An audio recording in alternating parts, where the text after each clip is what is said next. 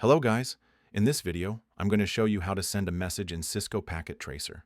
First, let's create a simple network. We'll need a switch and two PCs. Connect them using copper straight-through cables. Next, let's assign IP addresses to both PCs. Open the Desktop tab on the first PC, go to IP Configuration, assign a valid IP address, then close the window. Repeat the same steps for the second PC, making sure to assign a different IP address. Now, let's test the connection by pinging the second PC from the first one.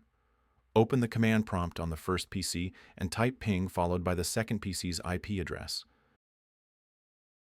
As you can see, the ping is successful. To send a message, click on the message icon from the toolbar. Click on the first PC, then click on the second PC to set the message path. Switch to simulation mode at the bottom right. Now, run the simulation, and you'll see the message being sent from one PC to the other through the switch.